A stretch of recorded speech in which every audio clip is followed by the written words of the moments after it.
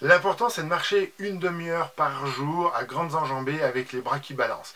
Mais si vous êtes en surpoids ou en obésité, il va quand même falloir faire attention à comment on se chausse pour éviter de se faire des douleurs inutiles.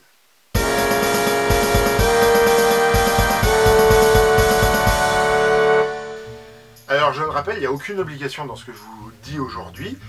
C'est simplement un conseil pour vous éviter de vous faire mal, bêtement.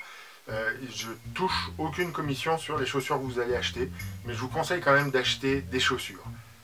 Mais quelles chaussures? Bon, tout d'abord, on va partir pour de la marche, pas pour de la randonnée. Donc, les grosses chaussures vraiment lourdes, ça ne vous sert à rien. Avec la marche qu'on va faire, il y a peu de risques de se tordre la cheville. Donc, vous n'avez pas forcément besoin d'acheter des chaussures montantes, qui sont plus lourdes. Vous pouvez vous contenter de chaussures basses. Personnellement, j'ai des montantes parce que je trouve que le pied est bien enveloppé, c'est plus confortable, mais c'est pas une préférence réelle, technique. C'est juste que moi, je me trouve bien dans ces chaussures-là.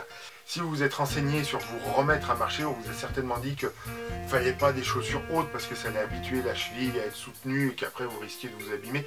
Même pour l'instant, on est en surpoids, donc on va vraiment mettre des chaussures hautes si on s'y sent mieux dedans. On s'en fiche, la cheville, elle aura le temps de travailler plus tard. On va marcher tous les jours. Dans les chaussures de marche, vous avez des semelles rigides qui sont parfaites pour un terrain accidenté. Vous n'en avez pas vraiment besoin en ville.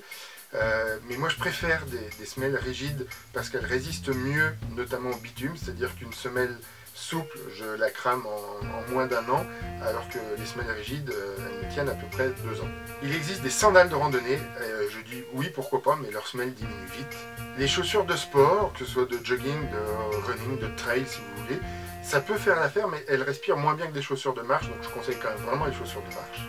Et puis, il y a une grande mode sur les chaussures dites barefoot, c'est-à-dire des chaussures qui ont une semelle vraiment minimaliste, presque pas de semelle, et on vous dit c'est très bien, j'ai réappris à marcher avec ça. Laissez ça aux gens qui veulent réapprendre à marcher, c'est-à-dire que nous, on va apprendre à marcher avec des chaussures avec un bon amorti pour pas se faire mal ni aux articulations ni au dos. Et puis après, on pourra réapprendre à marcher. Et puis pour choisir sa pointure, tout simplement, il doit y avoir un espace d'un peu moins d'1 centimètre devant les orteils. Donc vous ne devez pas toucher le bout. Si vous poussez vos orteils et qu'ils touchent l'avant de la chaussure, vous devez pouvoir glisser votre petit doigt derrière le talon. Et s'il y a des semelles amovibles, eh ben sortez-les et posez votre pied dessus. La paire de chaussures doit être confortable dès le premier essayage. On ne fait plus ces chaussures comme on les faisait avant. Et ce ne sont pas des sabots de bois. D'une marque à l'autre, vous pourrez trouver une forme de pied qui vous correspond. Marchez dans le magasin pour tester les chaussures, sautez, pliez-vous comme pour refaire vos lacets ou pour ramasser quelque chose. Et si vous n'êtes pas à l'aise tout de suite, essayez-en d'autres jusqu'à trouver les bonnes. Il m'est arrivé de marcher plus d'1 heure dans un magasin pour être sûr que c'était cette paire de chaussures que je voulais. Si je peux le faire, tout le monde peut le faire et on va le faire ensemble.